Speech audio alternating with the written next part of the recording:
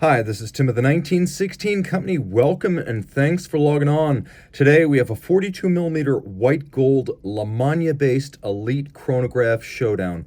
It's Vacheron versus Patek versus starts now. Alright, the watches we're looking at here are similar in many regards. Both come from Holy Trinity brands.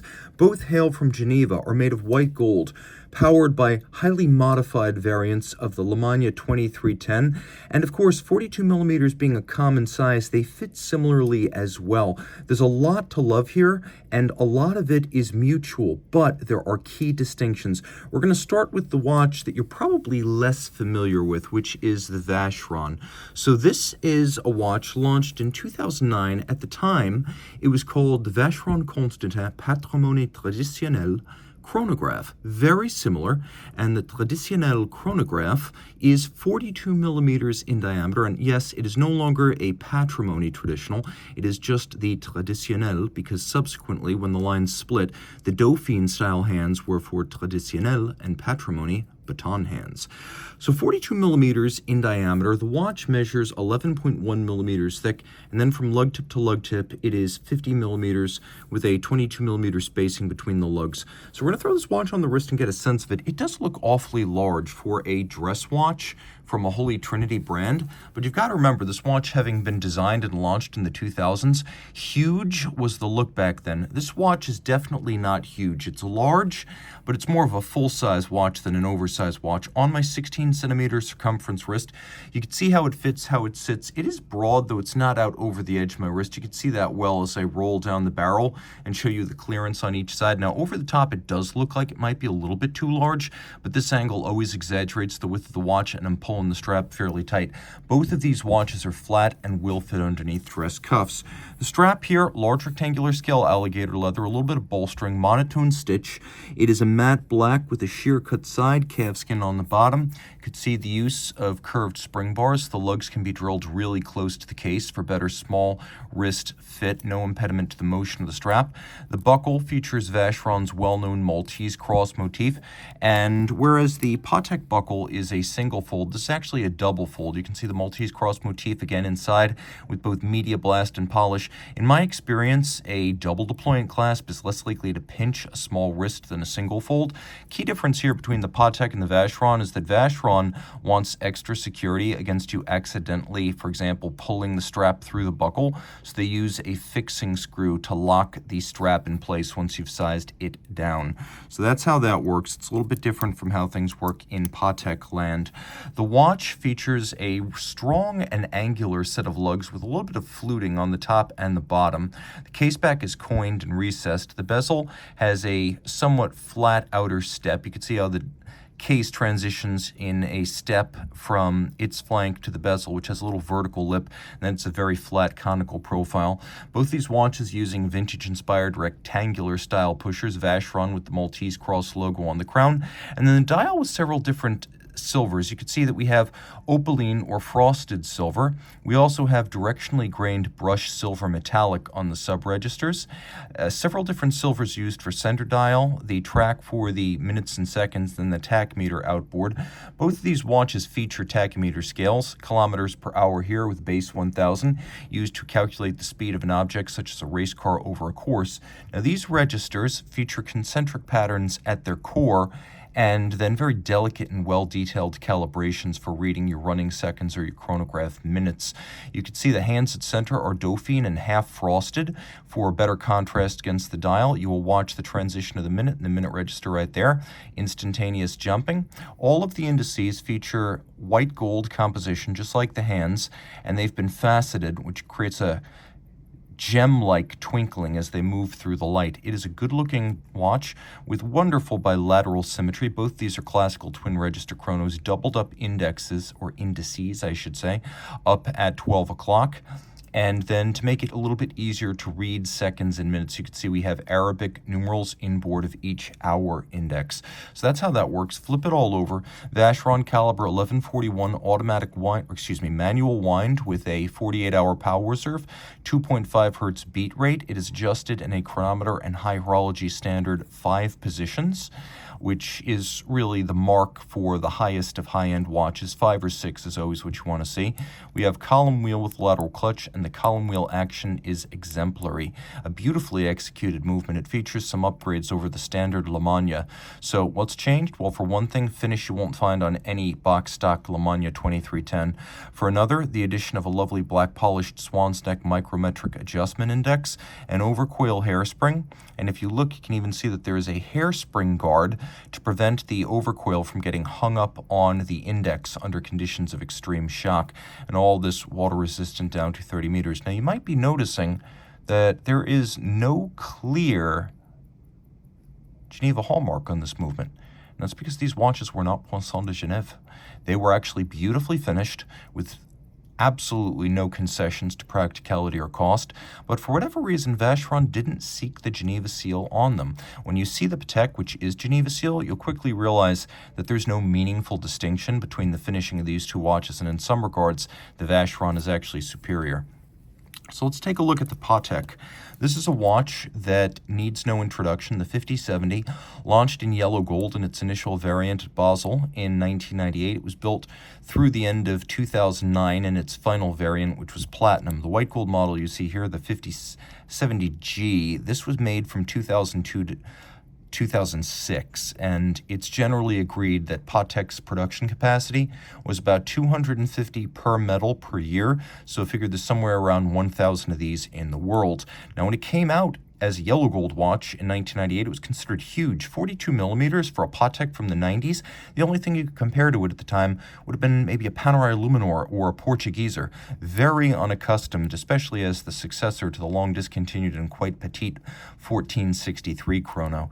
Now, the watch is 42 millimeters in white gold, but you already notice how much brighter this white gold is compared to this white gold, and that's because this is gray gold and this is traditional white gold. Before 2006, Patek used white gold that is a little bit darker in color and then rhodium plated to make it look ultra white.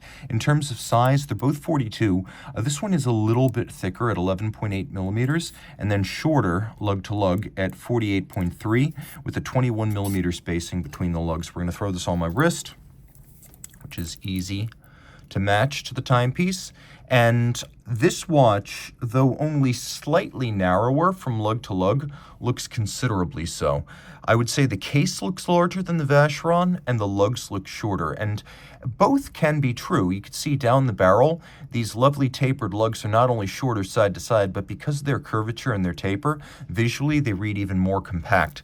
Again, both of these watches will fit under a cuff. You can see how dramatically stepped that case flank is, so a sleeve will ramp right up and over. Here we have a medium rectangular scale alligator leather strap in a matte finish with a monotone stitch in black. You can see the edges folded here.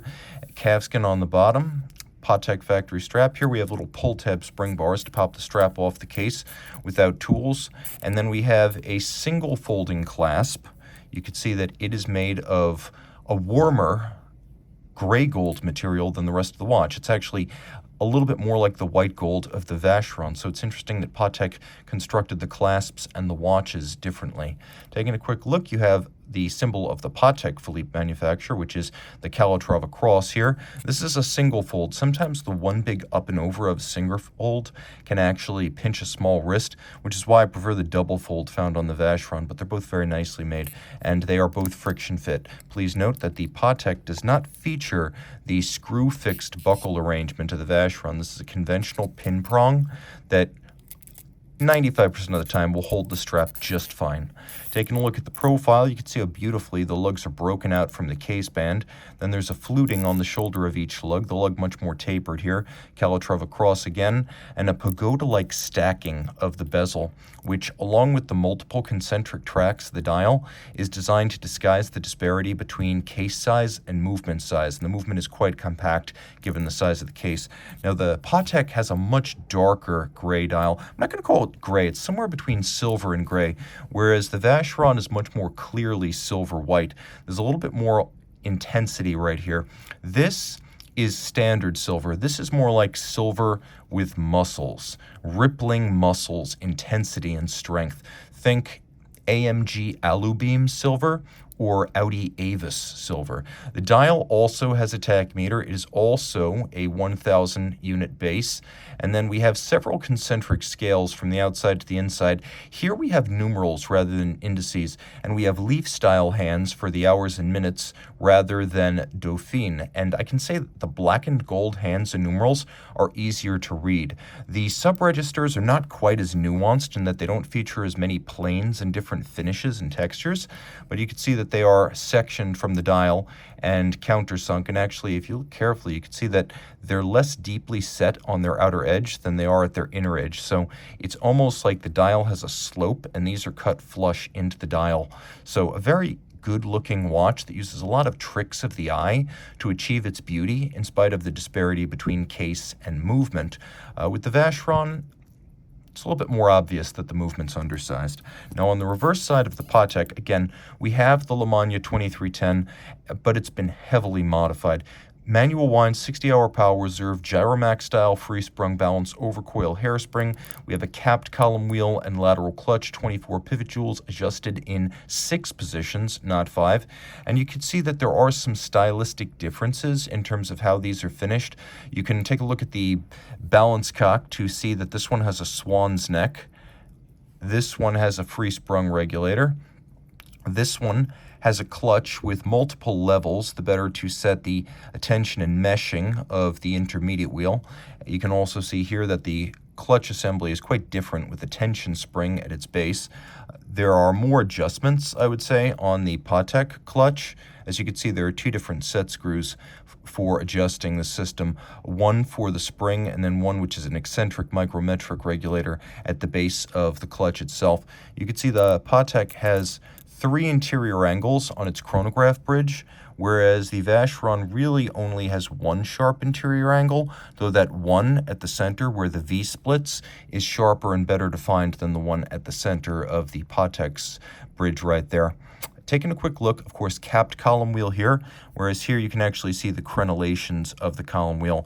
And then there are some small, and I do mean very small, changes to the designs of the levers, horns, and the hammers. There are a lot of differences, though, in aggregate when you compare them. So let's talk about what the Patek Philippe does better. First of all, this is not just arguably from the stronger and more prestigious of the 2 brands. It's that. But this is also an all-time great Patek Philippe. When people mention the greatest Patek watches of the post-Jubilee, that is post-150th anniversary era, the 90s, 2000s, and 2010s, the 5070 is always high on that list, whereas this is just one of many nice, but not necessarily milestone watches to come from Vacheron. So between the strength of the brand here and the significance of the model, advantage Patek.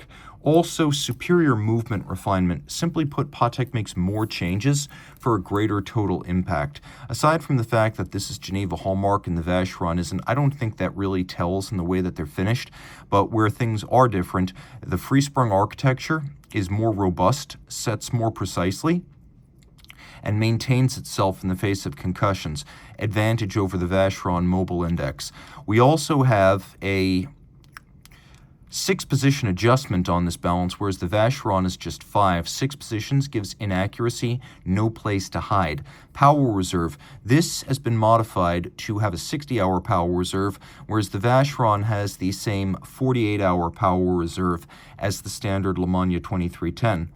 I would also say that being more heavily jeweled, Patek has created a more sophisticated movement than Vacheron has overall by increasing the jeweling. Jewels are always better than bushings. And you can see, in particular, the architecture of the chronograph clutch is just much more elegant on the Patek. So in terms of movement refinement and technical advances over the Vacheron, big time. Also, easier to read. The black and white gold hands and numerals against a silver dial, simply easier to read at a glance. Vacheron does a good job with faceting and half frosting on the indices and hands respectively, but even from 30 centimeters, which is about twice what you're looking at here. This is about 15 centimeters. It's easier to read the Patek at a glance. I would also say that This watch overall is a little easier to wear. It's definitely down to the lugs. It's not just the distance across the wrist, it's down to the shape of the lugs. So if you're borderline sized for these watches, say you're a lady who wants to wear a large men's watch, this is going to be a better fit. And I would even say that on my 16 centimeter circumference wrist, this is a better fit. So let's talk about what the Vacheron does better. First, far less costly, whereas the Patek, depending on whether you have box papers, certificate of origin, recent service, and an unpolished case, the Patek can be anywhere from $65,000 to $83,000 these days, whereas these in white gold are floating around for $31,000 to $33,000. Also, double deployant clasp here. Again, less likely to pinch your wrist if your wrist is small, and a little bit of extra security with that fixing screw. Yes, it may take a bit more bother to set it, but once you set it, you can basically forget it, and you do have that little extra measure of security. Also, take a look at the movement, because it does have some advantages over the Patek.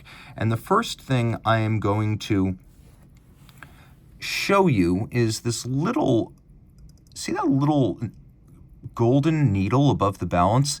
That's a hairspring hook. It's something rarely used and generally only on watches with overcoil hairsprings. And the idea is that under conditions of great shock, the overcoil, which arcs up and doubles over itself, it can actually be sprung up over and around the regulator and get hung up on it. So you have the little hairspring hook for a worst case scenario. I would also say that when you look at the interior of these wheels in the chronograph system, you'll find that their internal beveling is far superior to what you get on the Patek. Then I would also draw your attention to the swan's neck regulator, which I find to be a wonderful elaboration on the basic Lamagna and just a lot more attractive than Patek's efficient but unremarkable looking Gyromax system. So that's a huge advantage right there. I would also say that the chronograph bridge has broader bevels here. You can see how sharp that interior angle is where the two edges of the bridge meet in the center. And while Patek does have two more interior angles on its bridge, you can see that the bevels, in general, bevels on every surface in this Geneva seal movement are not as broad or as bright as what you'll find on the Vacheron. I'll show you those other interior angles to advantage. But yeah, where the chronograph bridge splits, not very well defined. So on all of those counts, advantage to the Vacheron. I'm also going to say that this watch has an option you will not find on the Patek. There's a very cool boutique edition of this watch in white and rose gold that has a lovely look that would be awesome in Miami, even over and above a full rose gold watch. Miami, LA, the Riviera, Singapore, that two-tone would just slay in places where it's hot and where cool people tend to congregate. Also, stronger case lines. I think here, particularly with the case back being coined, the inside of the case back, the stepped, the bezel, these sharp angular lugs with fluting top and bottom. This is just a watch with stronger case lines. I think the strength of the Patek is in its dial, whereas the strength of the Vacheron is in its case. So on that front, Vacheron leads. Also, gray gold. Remember I talked about the Patek using rhodium-plated traditional white gold? Well, you could probably see, I'm going to do my best to show you this right here, but the Patek looks as bright as platinum, whereas the Vacheron is more clearly a bit warmer and darker. And the advantage here is that this never needs to be rhodium plated, whereas this can actually wear through and show a different color underneath. So the rhodium plate periodically might need to be reapplied. So where does that leave us? Well, it leaves us with this watch as the clear-cut price winner. This watch costs minimally half as much as the Patek, which means on a value basis, it cannot be beaten. And it gives you just about everything you would expect from the Patek, from the movement to the case to the dial to the equity and the name brand. Vacheron Constantin is a legend. That said, my choice would be the 5070. I like its dial design better. I like the technical advances bestowed on the movement. And make mine the 5070J in yellow gold with the Slayer combination of black dial and yellow gold case. The only yellow gold watch I actually prefer over the alternatives. I just find that technically and aesthetically, the Patek is more refined and appealing. But there's a lot to say for both, so let me know in the description below which of these would you pick for yourself, and which would you pick if price were no object. Time out, Tim out, and thanks for logging on.